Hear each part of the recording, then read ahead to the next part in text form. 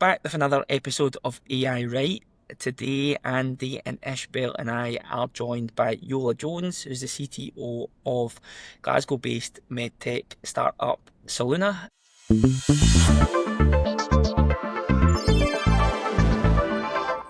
Great to have you on the show. How's it going?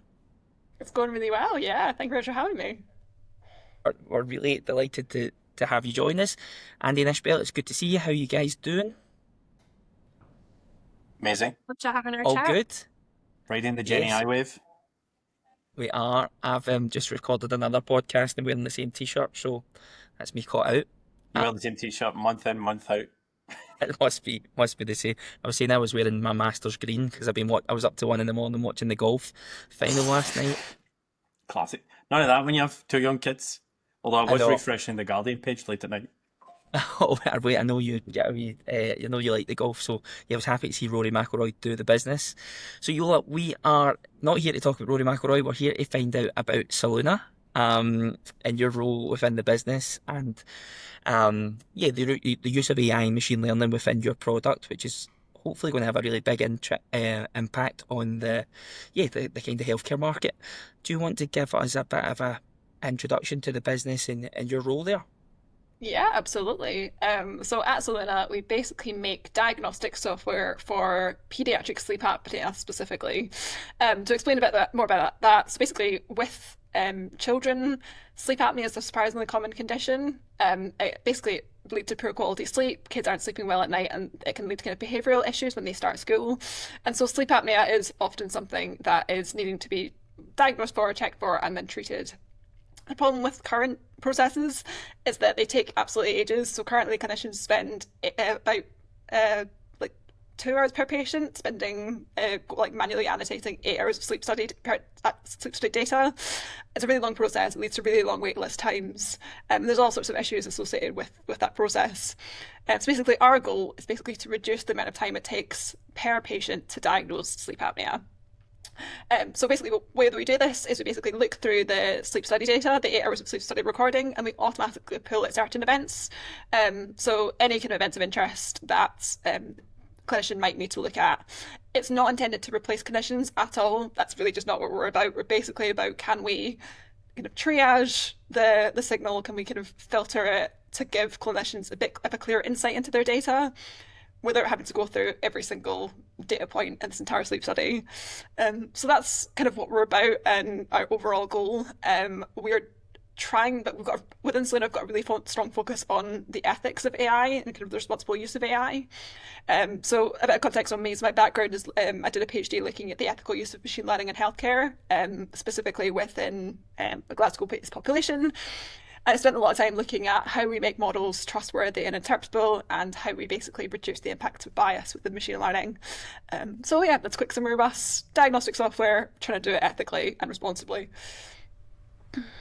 Yola, that is like a super specific problem you're solving, right? Which I love, because you hear a lot of kind of AI and ML and data analytics companies trying to be really horizontal. What made you focus in on that? Like why did that kind of become the product? If you could tell us a bit about that, because that's just super fascinating. Yeah, absolutely. So the nature of any kind of like software diagnostic tool, specifically being sold to any kind of health board, is it's difficult to do, right? It's difficult to build, it's difficult to regulate, and it's difficult to get these tools in the hands of clinicians. And so what you need when you're typically creating a medtech startup is clinical champions. So people within the NHS or within a kind of data, healthcare environment that are willing to shout for your company, to tell their bosses, to tell people they work around that there is a problem that they need someone to solve, and introduce us as a company to solve it. So the way the company started was my co-founder, so I'm a co-founder of Pair, a guy called Dr. Scott Black, had an idea and wanted to kind of start this company and had a vision of making healthcare processes more efficient, but didn't really know where to start. So he just went around hospitals and spoke to everyone that he could and asked, like, what issues are you struggling with? What are your kind of biggest challenges right now? And basically found the clinicians that were shouting the loudest, found the clinicians that were most frustrated, we found two people that are excellent and so good at what they do, looking at sleep apnea specifically, and then we started talking about that to different people when they got loads of clinicians saying like, this, like, we're all having the same problem, we all need this problem solved. And that's how we got started. We wanted to solve a problem, we didn't know what the problem was, so we asked end users and did it that way. Amazing. Product market fit in action. Exactly. I love it. It's great. On the, again, just to kind of understand that better, so I've been quite aware of sleep apnea, and actually I get lots of information about it online, especially through social platforms.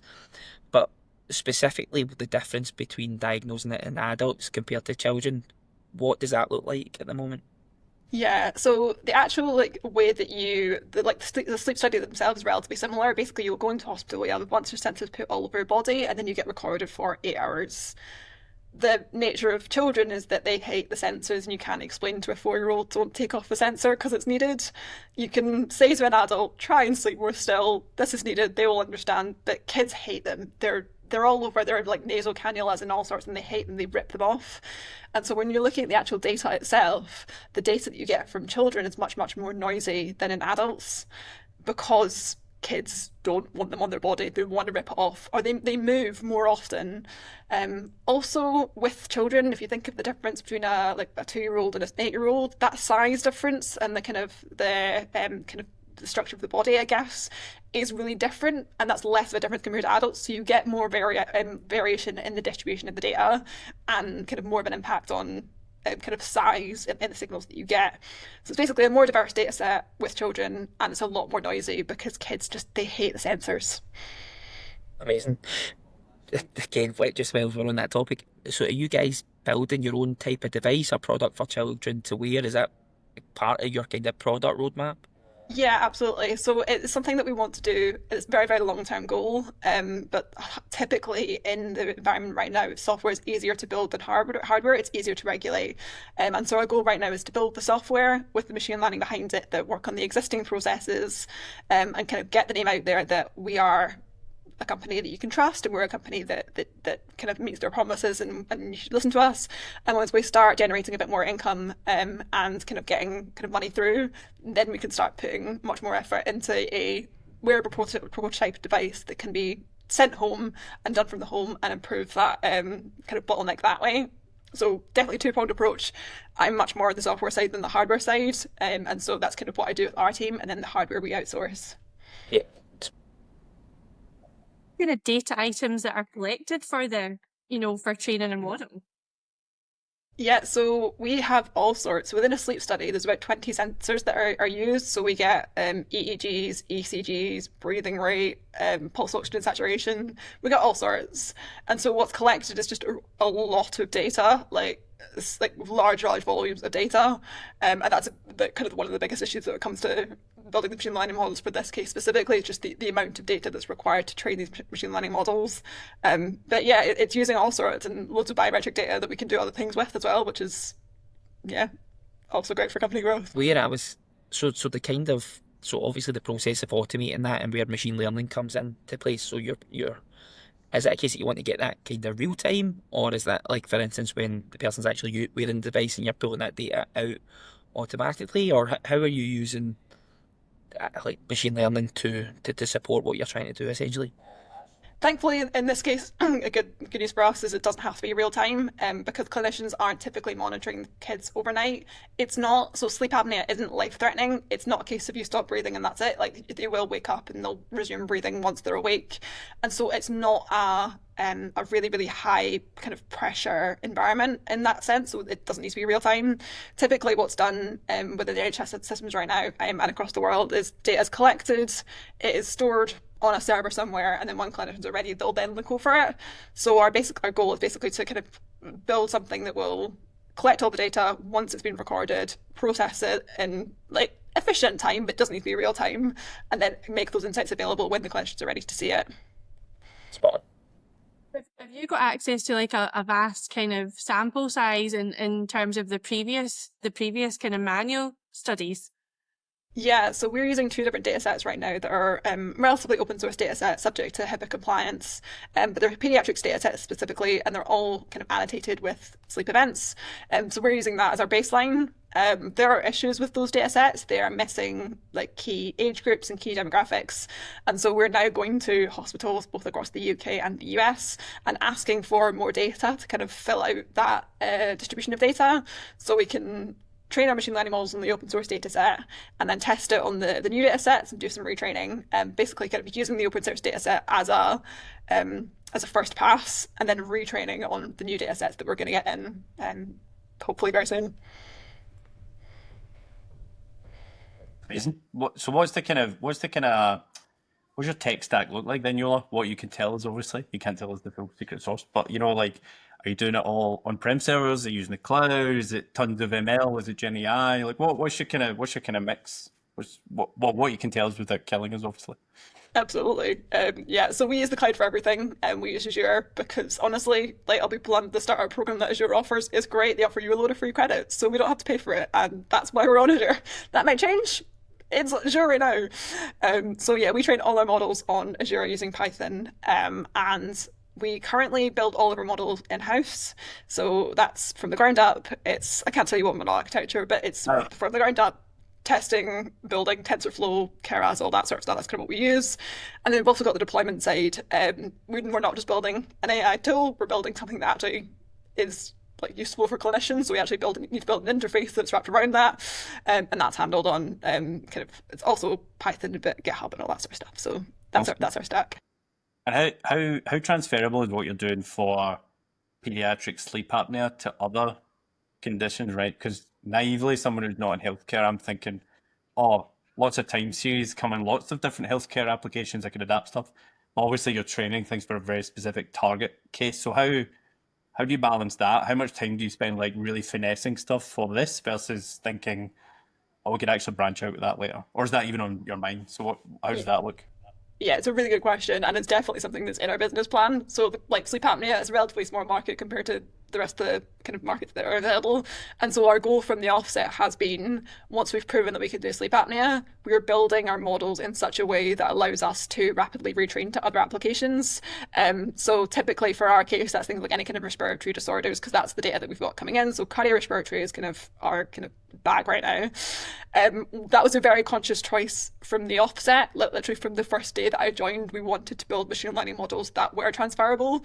And so we do spend, like, I'd say it's probably 50-50, 50% like hyper-specific tuning to one target application, and then 50% building general tools. So things like filtering, like 1D signals, that can be applied to any application. And so we do a lot of that. We do a lot of kind of building specific modules that can be applied really quickly to other applications, as we're currently proving that we're trying to do. And a little bit of tuning as well. So it was definitely a conscious choice. It's not something that comes for free, but it seems to have worked really well for us. Nice. Next kind of thing that you would look at then, if after sleep apnea, have you got a kind of another idea, or is that kind of would that be a secret? Yeah, so it's honestly right now based on the data sets that are available. So currently medical data is, for obvious reasons, very heavily protected. Like, that's kind of obvious, especially when we're looking at children. It's really, really highly protected, as it should be. And so really we're looking at a combination of what signals do we already have experience in. So we already have experience in EEGs, so we could potentially look at things like seizures. We already have things like ECGs, so we can look at heart rate variability and any kind of heart condition. And so we're trying to do that. We're kind of balancing that with what data is available and also what's easier to regulate. So any kind of really kind of, if we're using any kind of, if we're doing any kind of task that is life-threatening or really critical, we get classified in a really high class in terms of the regulations. And so we don't want to claim that we can predict heart attacks or we can sort all this sort of stuff. Like, we do not want to do that, because that just puts us in a really difficult space if we get it wrong. So it's all these kind of balances that need to be kind of made simultaneously. It's an interesting one. Yeah, it makes sense. You don't want to be kind of diagnosing things that are critical, I suppose. So see, like, around things that are hard to diagnose or could take years to get a diagnosis, so things like ADHD or, other kind of neurodivergent things, would there be something around that would be detectable through sensors? Like, would that be an area? Yeah, so it's interesting that you mentioned ADHD. So I'll go to the ADHD route specifically. So a lot of in sleep apnea specifically, it's quite often right now misdiagnosed as ADHD.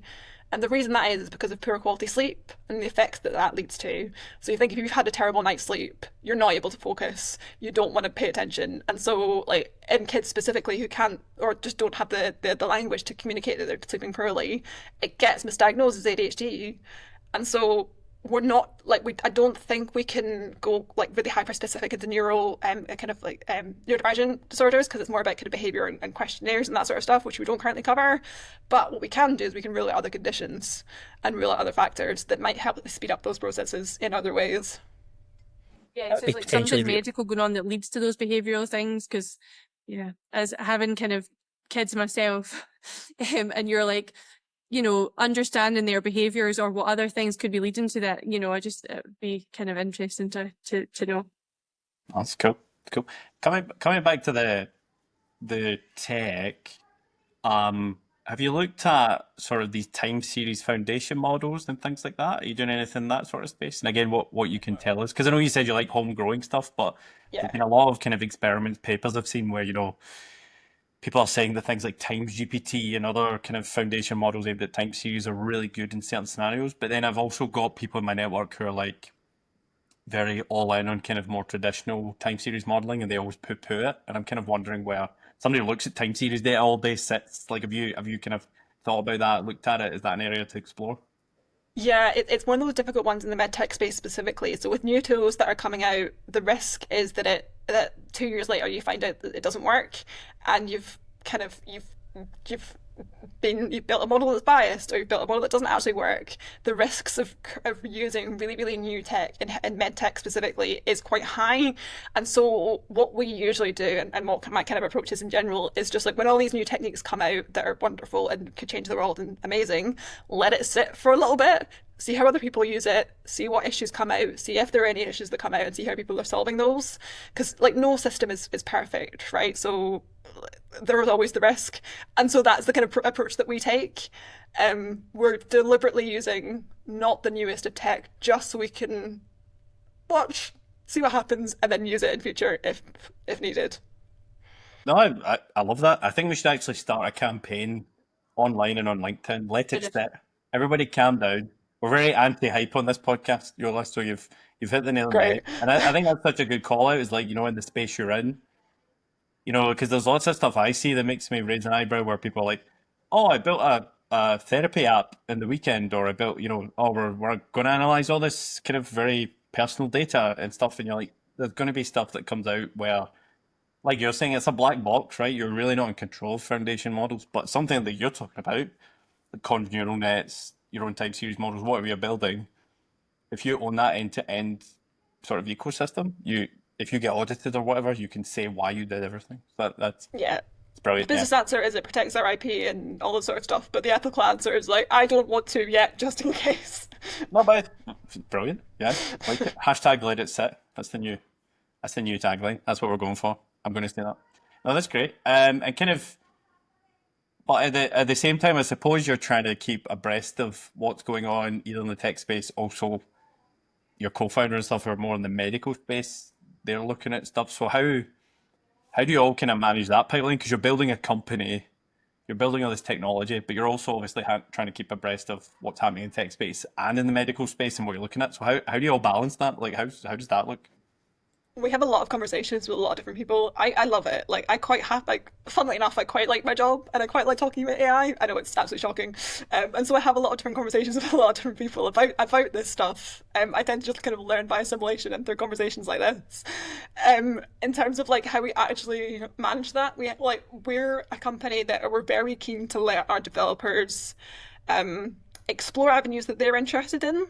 So if they see something that they're like, that really like ticks the box in my brain, that like I'm really looking for, like I really want to just explore that, we kind of just let them. There is a boundary to that, and that we do need to like build a product at the end of the day, but we're a very kind of research heavy organization. And so yeah, if one of our colleagues comes to us and says like, I really want to try this technique, it's like, cool, we'll give you a week, do what you want with it, have fun, and come back to us after a week and we'll have a chat about it. It might not go anywhere, but also it might. And that's how a lot of our tech kind of innovation comes through, is just our developers who are like at their desk 9 to 5. I am not. And so they're watching the news and they're doing all the stuff that I'm not. Their pockets of interest really inspire the company and help us build a more complete product. Nice. How big is the company? And how's it grown through time? Because you're quite young. So yeah, we're very young. So we've currently got a team of 5, but this time next week we'll be a team of 7 because we've got 2 new people starting in a couple of days. And that's we'll have 5 members on our team, machine learning team. So 5 machine learning engineers on the team. Are they all Scotland based? Yes, well, Scotland-based exception to 1. So 1 is Newcastle, Durham. So Nice. not quite Scotland, but near enough. I was kind of going to ask this a bit earlier when we were on the sort of starting out the business and stuff. But what is that journey been like in terms of, you know, the Scottish ecosystem and building a business here? What's that been like? Because you were one of the founders, you're not just the CTO. So what's that been like? Has it been super tough? Was it quite smooth sailing? I doubt that's the answer. But you know, kind of what have you found that to be like? And have you got any advice for people who are thinking about it? Yeah, absolutely. The Scotland ecosystem for startups specifically is really interesting. So the negative is that there's not much money in Scotland, typically, especially not for companies that require a lot of investment at a really early stage. For example, medtech or any like new kind of computing. There's a lot of companies doing amazing stuff with regards to like quantum computing. There's just not the money in Scotland for it because of the nature of the like just how small Scotland is. What Scotland does have is incredible support out there for potential founders. So there's a huge ecosystem of there's lots accelerator programs. There's loads of them that really, really will help you like gain the business skills. Like I'm an engineer by my background. I'm not an entrepreneur by my background, and so they'll give you the business skills. They'll give you the network.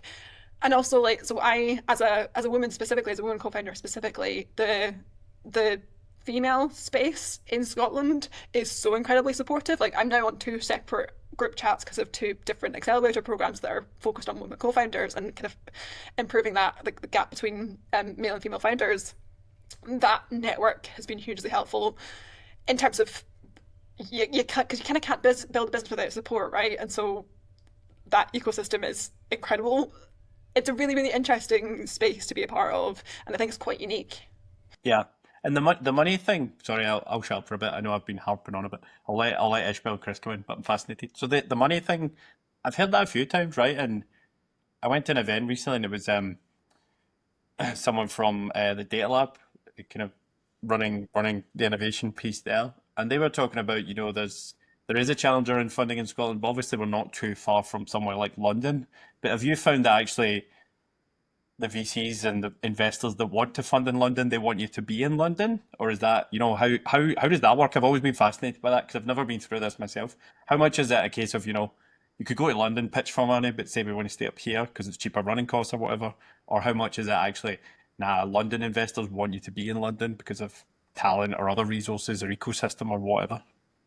Yeah, I think it's just a different style of market, to be honest. So in terms of the job space, if you're hiring in London, people expect more money, which is like fine because living costs are higher, absolutely fine. But also there's a lot more competition. In Scotland, we've got an excellent team of really, really, really excellent postdocs, PhD students, master students, or like post PhD students. They're absolutely brilliant at what they do. They don't want to move down south because their family's up here and this is where they live. Yeah. And so like why would we not make use of that resource? Also in terms of like being a co-founder specifically, my time is really limited. Like it takes me about a day to go down to London and a day to get back. I can't spend the time doing that. It's just not worth it. And so like although London is there and is accessible, it's almost like okay. It's an extra factor. Yeah, it's a bit cut off time wise. Okay. So it's not been the case that, you know, you've had funding that would be accessible if you were in London, but it's now kind of cut off. It's not been as clear cut as that. Okay, that's good. Yeah. But I agree with what you said. The talent up here is amazing. Like we always talk about it. Chris makes a living on the kind of how good the talent ecosystem is up here. So I agree. And it's a shame that you hear founders like yourselves working on such cool things in such an innovative space with such excellent people. And then there's that question about where's the funding. So if you're listening to this and you're a millionaire and you want to be an angel investor, come to Scotland, please. Invest. All the good people are here. That's my What I thought pitch. was interesting, I had a chat with Yola and Scott, the other co-founder. So Scott was saying it's the US healthcare market that you're really looking to break into. So I was interested in your product kind of roadmap as to how you actually productionize and get that into the hands of clinicians and they're actually paying you for it. Can you tell us a bit about how your product development's going at the moment, at what stage it's ready, how it's approved, and then how you start to sell it? Yeah, absolutely. So the first step is always MVP, basically proving that we are capable of doing what we promised we could. So that was done in December and worked and was on track. We were actually a month ahead of schedule, which is wonderful. And we're now on to version 2 of the software and the machine learning model. So that's kind of like, now that we've proven the concept, let's kind of make it better and let's improve the systems. In terms of the overall roadmap, so regulation has to come in like long before you'd ever ask the question of regulations. Like, it kind of needs to have been done like whenever you're thinking about it, you're too late. That's kind of what the regulations are like, which requires money. That is unfortunate. So there's a really fine balance to be made between getting the excitement up with the MVP for money coming in and then using that to kind of fuel the regulations.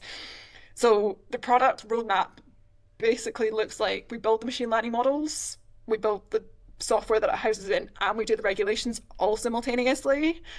And so it's not compared to a more kind of traditional waterfall process where you have like kind of different blocks that you kind of feed into each other.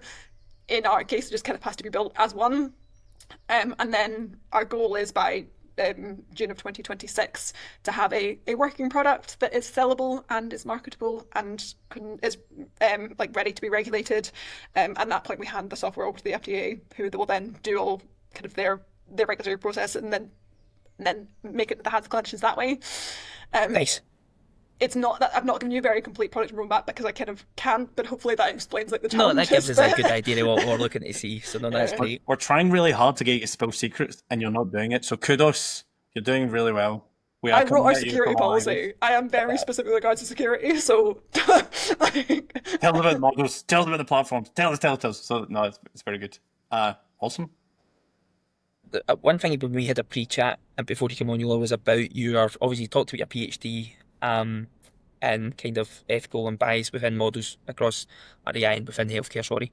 And we touched on it a bit, but is there a particular reason why you're so passionate about that? And do you find that it's broken quite a bit in the healthcare sector? yeah, I'll try and keep it brief, I promise. I can talk so long about this. Basically, in my PhD, I was looking at the population of Glasgow, specifically the over 50s, and I was trying to use machine learning to predict sudden death. So that was the goal. It was a relatively, like, it's a difficult task to solve, but it's like, you can describe it in a sentence. But as soon as I got into working on the project and looking at the data, I started to realise certain things. So, for example, with regards to death certificates are subjective. And so you can't necessarily 100% rely on, from a purely data point of view, you can't 100% rely on the death certificate being accurate. There might be other factors. There might be things that you haven't seen. It might vary. There's so many different things that can kind of cause just differences in the death certificate. It doesn't mean the data is wrong. It just means the data is different. While looking at so I kind of started on that path, and kind of while looking into that in detail, I started looking at the distribution of the data in Glasgow. So specifically, Glasgow's a relatively sick population compared to other parts of the UK. It's got really high socioeconomic deprivation. Unfortunately, this stuff happens. And so when you start following that rabbit hole, what you end up with is people who are in higher socioeconomic deprivation, or maybe are single parents or have lots of kind of care dependents, have less access to healthcare resources because they're just not able to spend the time getting medical attention. A single mother working on her own is less likely to go to the doctor for a cold than a student in her 20s. And so that affects the data that is put into the data set, because what you see less like single women or people in higher socioeconomic deprivation or in rural backgrounds. You see them receiving less medical attention. And it's not because they don't need it, it's because that's what the data is telling you. Now, if you follow that path and you don't train machine learning models properly, if you're training machine learning models on this data, what you get is models who don't think single mothers need medical attention. And it's the same with racial biases, ethnic biases, and the whole like heart attacks being more difficult to treat to detect in women compared to men. You get that bias factoring into it.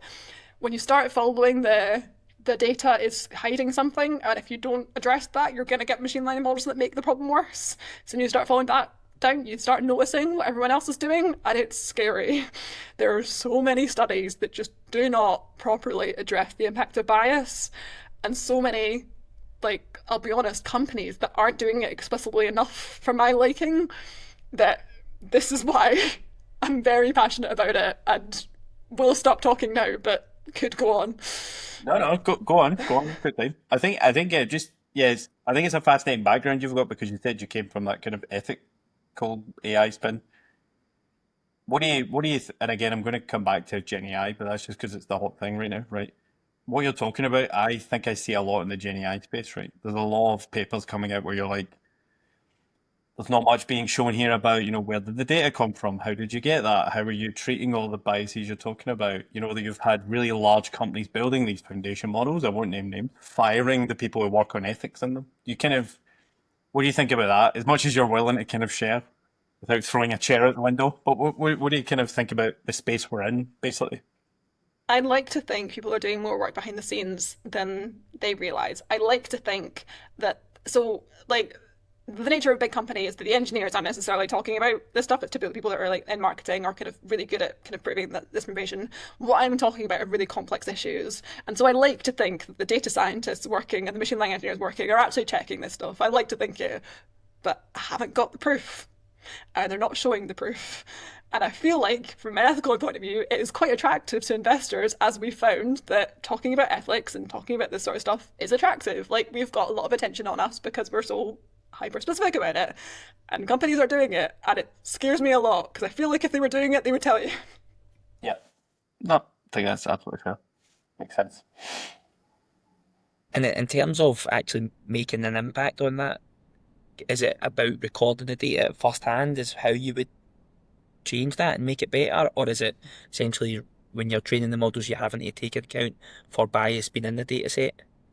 Yeah, it's a combination of factors. So the first one is the data science perspective, where you make adjustments to your machine learning model to, like, it kind of, if you notice that a certain population is really small in your data set, you kind of artificially inflate it to make the model learn more about these people. It's basically like using the synthetic data generation to try and like artificially inflate the population to kind of improve these biases. The biggest and easiest one is honestly just transparency in talking about what you're doing. So say, for example, like we've got a model that we know, and we've checked the model and we could do a bunch of post-processing. We know the model does not perform well in a specific subgroup. That might be like, it might be a kind of based on ethnicity, it might be based on like age and sex, it might be a combination of factors. But if we've checked and we can see the model doesn't perform well in this population, what we can do is we can say that to users. If there's a patient that's come in and it's gone through our system and they're part of this demographic, we can say to clinicians like, hey, we don't, like, our models don't work as well in this population. Have a double check, like maybe check to make, like, have another look through this data. Like, that transparency, the long-term goal is that transparency will lead to more of that population going through the system and therefore improving the data set, which then improves the models that are trained on it. So I think the first step is transparency. Honestly, it's the easiest one. It's the less attractive one because you're admitting to a flaw in your product, but it's done in such a way that makes your users trust you more. Yeah. You said you had like some really good clinicians that were really engaged and are your champions. So how do other clinicians kind of respond? You're talking about things that clinicians wouldn't necessarily understand. So and how do you make it understandable for them and gain their trust? Yeah, we use, like, basically talk to them throughout the entire development cycle. So we're talking to them constantly. We ask them what they need. We ask them what their kind of preferences are and what they want to see. But we also hire people that are good at like making that connection accessible. Like, I'm a machine learning engineer. I'm not a clinician. I can't speak their language. And so we hire UI UX engineers and we hire people with clinical backgrounds to make that connection. Like, it's kind of as simple as that. You hire people that are good at that and you just kind of like, I trust that I don't know it all, and it shouldn't be me that's doing it. So that's the simple answer of how we do it. I think a lot of the time, it is like a machine learning expert or a data scientist would be doing the kind of end to end, but actually you're not the best person to communicate these things. So yeah, no, that makes total sense. Just interestingly, just obviously we've got parents that have got young kids listening to the show. What would be kind of symptoms or signs that their child might be suffering, but they maybe want to be aware of? Yeah, poor quality sleep is always the first one. So if a kid's waking up really tired or is struggling to pay attention in class or any kind of signs, that's the first one. Snoring really loudly is another common symptom. So if you've got a baby monitor and you can know it, like hear your child snoring really, really loudly, that's a sign that airways are blocked often. So it's another factor. Yeah, I think those two are the main ones. The main ones. You talked about obviously being undiagnosed can lead to behavioural issues, but when I spoke to Scott as well, he'd said there was really increased chances of developing like early symptoms of like potential harmful health issues. Is there any examples of that? Yeah, absolutely. So with behavioural issues that I'm talking about, that's the initial like thing. So when kids like initially develop sleep apnea, so the tonsils get swollen, that's what happens. Is poor quality sleep leads to behavioural issues. But if you think of how much of an impact poor quality sleep can have on every aspect of life, especially from a really young age, it can lead to heart health, heart conditions, hormonal conditions, just all sorts, just developmental delays, just sleep. Yeah, it's endless. No, it's just obviously good to know, good to aware of. Obviously, if people aren't in that position. Oh, you know, I think Kind of that. parent Oh, you go, sorry. involvement in the development of the technology or and the models, like how have they given any kind of feedback on the use of AI or modeling into kind of the diagnostic space? Yeah, so really not explicitly, we've not got parents on staff that are helping with this sort of stuff. But by talking about it, honestly, the majority of times that I talk about what I do, I get parents coming up to me afterwards and then we have a chat. And it's usually, I'm worried about sleep apnea. You've just made me think about it. What does that look like? Tell me more. And then we just end up having a conversation about the kind of nature of AI and kind of how they would feel. So although it's not been a direct impact, just by getting the word out there, we've had lots of people coming to talk to us because parents are worried and like for always like yeah. I know at least one of my friends that would be kind of, you know, a typical she's got concerns in this area, and like I know obviously you're talking about the American market or, you know, and clinicians always being involved, but at any point in the future, would this or could this be a device that you're like, I'm a concerned parent, you know, I'm going to buy a little device, strap it to my child, and find out information to see if there's a concern. Like, would that be the long-term ever goal of these kind of things? 100%. So once we create a device that allows sleep apnea diagnosis to be done from home, we can market that to hospitals and to parents. We can do both. It's one device. The technology will be slightly different. That's totally fine. Like the nature of machine learning is you can train it on different things, and so if you can train it for different application, like that is definitely a market that we are starting to explore because of exactly what you're saying. There are so many parents that just can't get their kids into hospital because they don't have time or the waiting lists are too long and are worried, and that's something we can try and solve. Yeah. It's amazing. Even, you know, like strapping your little kid up to all these sensors in a hospital overnight, like people might not necessarily want to do that. The kid, I mean, my God, I can hardly get them to eat their dinner, let alone strap some little sensors onto them. Like that's just not happening, like really. So I think like practically, obviously, you know, the device would be just groundbreaking, really, wouldn't it? Yeah, I think and like getting kids in MRIs and stuff's an absolute nightmare. One thing I wanted to just ask, kind of a last question for me probably was, you're being very clear, quite rightly, about, you know, how you have your area of expertise, the clinicians have their area of expertise, and this is really a kind of joint venture in working together, right? And we're talking a little bit about the hubris of technologists slightly earlier. So one thing I wanted to ask you about was this whole, there's obviously a lot of hype about AI just now, and you're working in a product space where expertise is super important, right? And I'm thinking about things like where Jeff Hinton famously said in 2016 there'd be no more radiographers or radiologists in 5 years.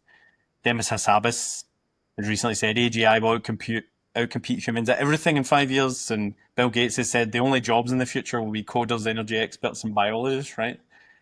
someone who's working so close to really experts in their field, what do you think about all this? Right? Is this just hubris? Is this people like just sort of assuming they know things they don't, or what? Or is there some nugget of truth to all this? What do you think?